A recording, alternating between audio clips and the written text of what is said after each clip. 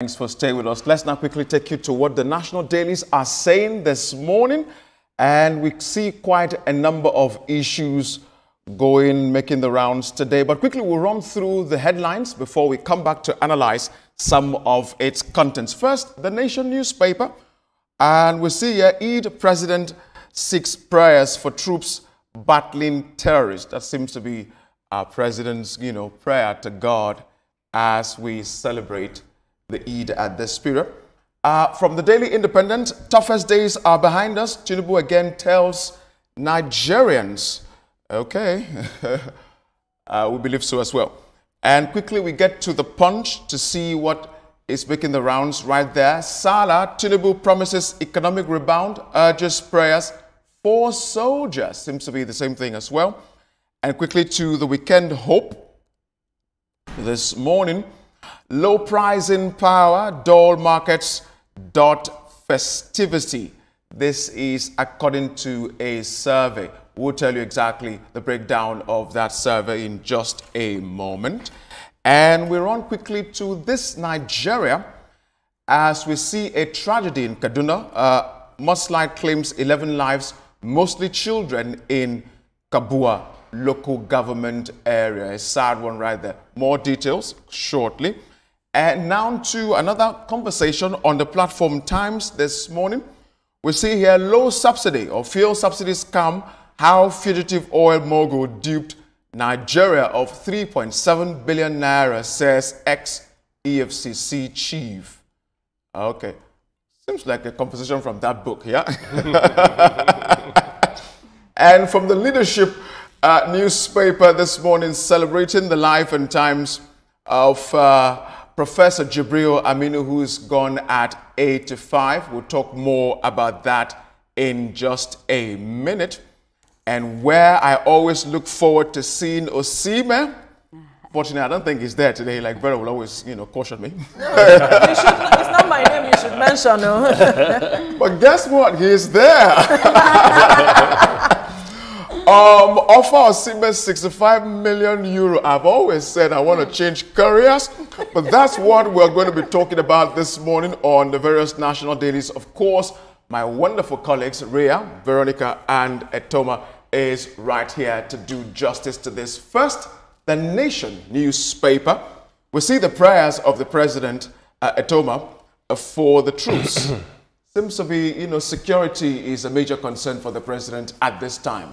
Yes, taking into consideration what the soldiers are going through, it is very apt that Mr. President thought about them and is asking us to pray for their safety.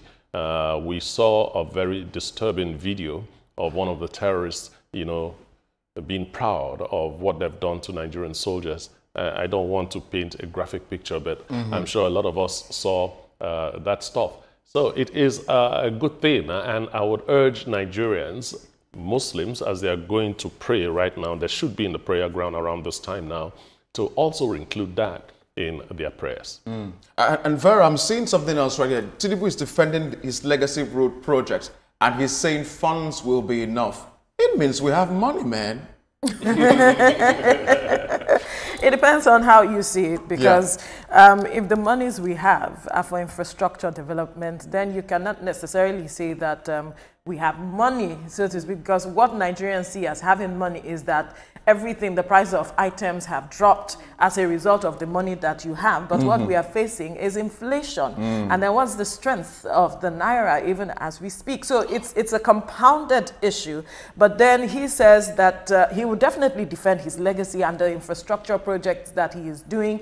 You may not appreciate it at the moment, but perhaps when he is gone, just like the former president, a lot of persons did not appreciate some of the things that he did until he left, and then people started talking about infrastructure development that he did while he was in office. So it's normal. It's normal. So he has to defend it if the others are not appreciating his effort and his ministers that are meant to speak about this thing. But I know Dave Umahi has been speaking and he's been blowing his trumpet about all of those things, but it's fine. But if there's anything I want to speak about, I love the fact that the president touched on security, because we've seen insecurity a lot of times on this table. We've spoken about it, and it's quite a sad one. And we know that this celebration is the celebration of sacrifice, a lot of sacrifice. And these soldiers out there, they are sacrificing their lives, just to make sure that we are safe. Talking about the gory video that we saw as well. So it's a good one that he spoke about that. And I'm telling every Muslim out there that is praying today, we need to pray for our soldiers, because they are at the forefront. We are at home sleeping. They are the ones, fighting to make sure that Nigeria is better and insecurity goes down. So that was a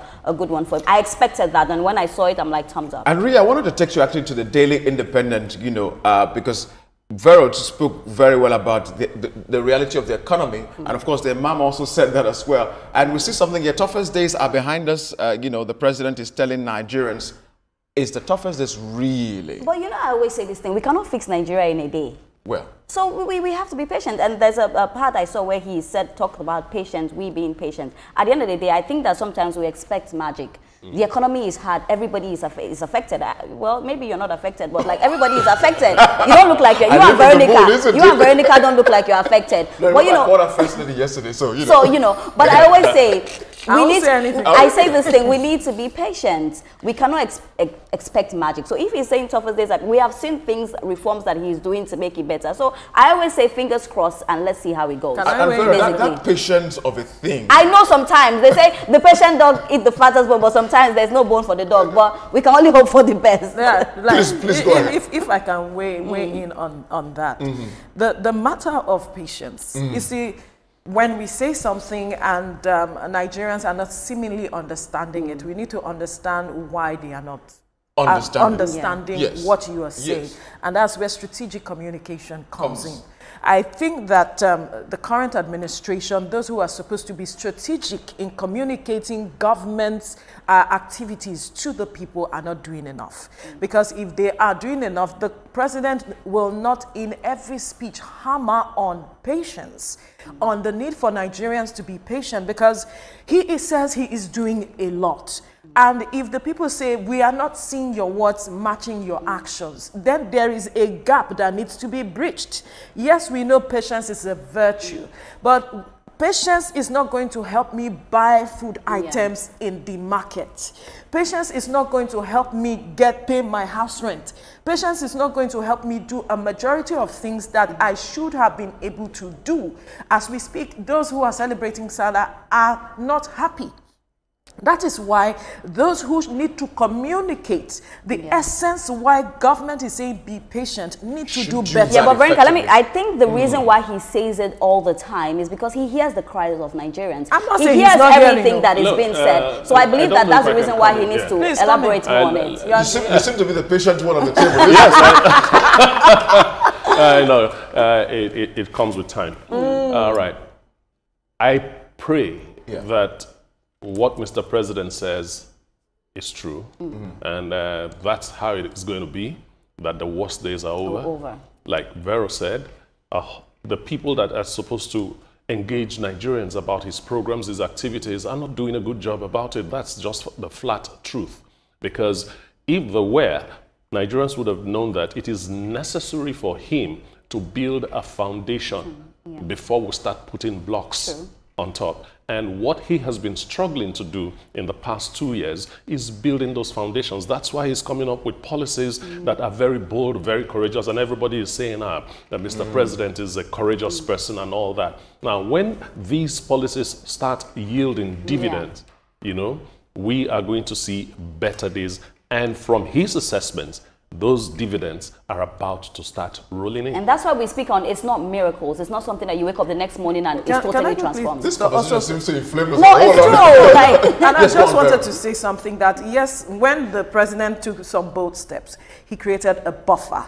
Now, how did these people who are supposed to hand over the buffer, the solution to the people, how did they go about it?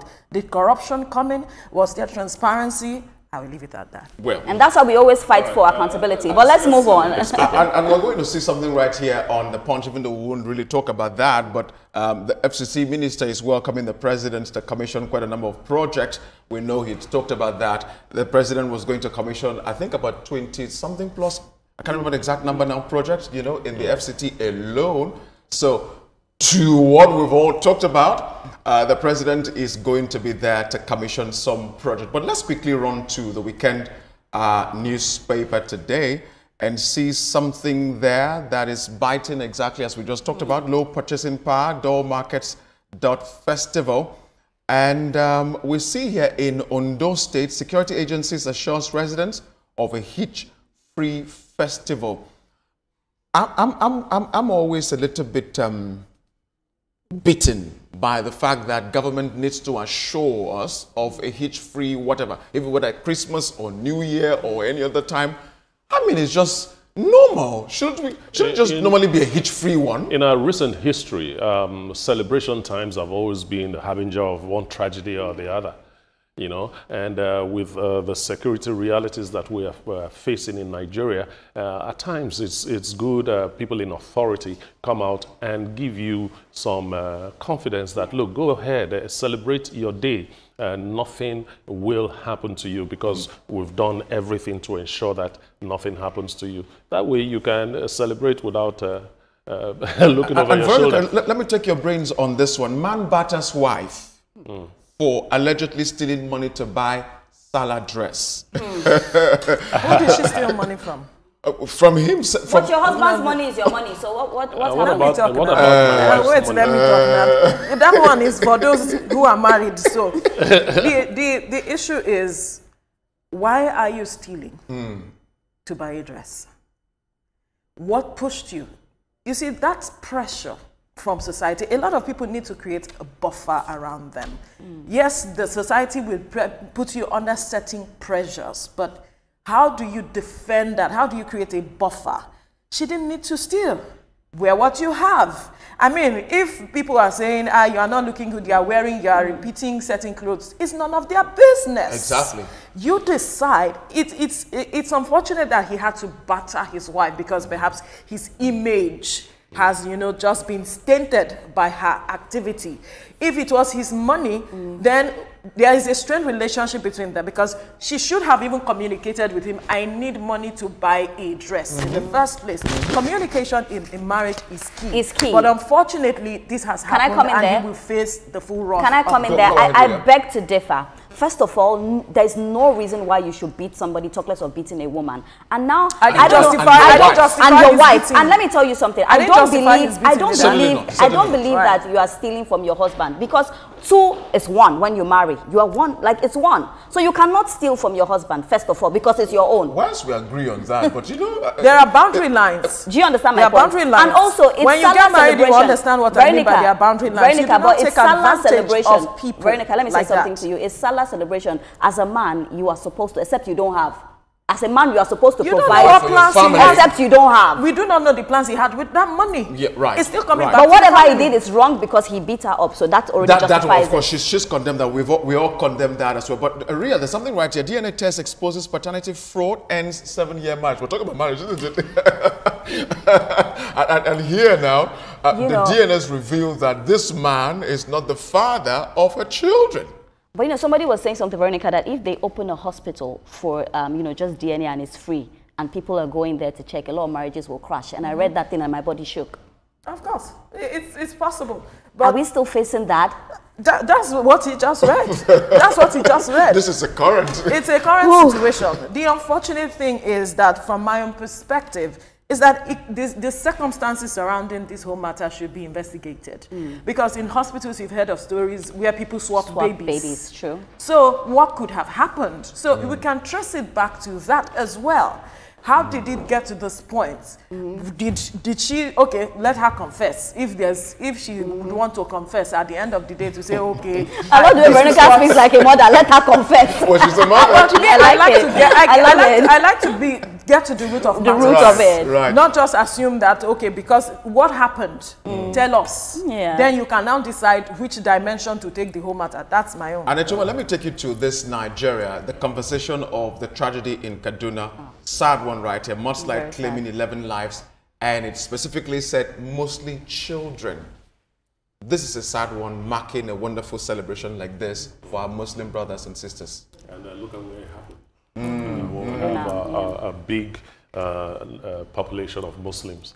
I don't know what's going on in the country, but it's as if every day we wake up, we hear one tragedy or another. Mudslide is not the kind of stuff you hear a lot happening in Nigeria. In Nigeria. Yes, and now it happened, 11 people dead, and that I would want to underscore is the official number. So it most likely might be more than that, but they said 11 are mostly children. Children are so vulnerable. They are the ones that take the flak when there is disaster, when there's quarrel, when there's a war, when there's fight, when everything. You know, it is a very sad one. And I think Nigerians should have to look at this thing both from the physical and the spiritual angle. You want to talk about spiritual now, people will be saying, is he okay? But the truth about it is that it exists, and there are times where we have to think that way. It is really sad. And let me quickly take you to the platform times. You know, for want of time, we need to move a bit, fast now. Fuel subsidies come. How fugitive oil mogul duped Nigeria of 3.7 billion naira. Sometimes I really wonder, frankly, friends, I wonder how that this happens. This is huge money. It happens, and nobody actually saw this. And until the book is out. Until the book is out, before we now knew that 3.7 billion had left. Well, someone was the head of an agency at the time, and he later found out maybe during his tenure or afterwards, whenever he found out, there was a step he should have taken. Unfortunately, like I mentioned yesterday, when you occupy certain positions, there are certain things you cannot do while you are there. You can only speak about them after office. My issue is, will justice now take its full course now that we know who the person is? That's my question. I hope this book doesn't actually put him in trouble in one way or the other, because I see that there are so many heavy secrets as well in the book. And Rhea, let's get to Leadership newspaper celebrating Professor Jubril Aminu, who's passed at 85. The Northern governors and the president are mourning him. Such a wonderful man who has served, his time patriotically, to this country. What do we have to say about him? Well, I'll just say, may his gentle soul rest in peace. He left behind, 2 wives and 9 children. I just hope that,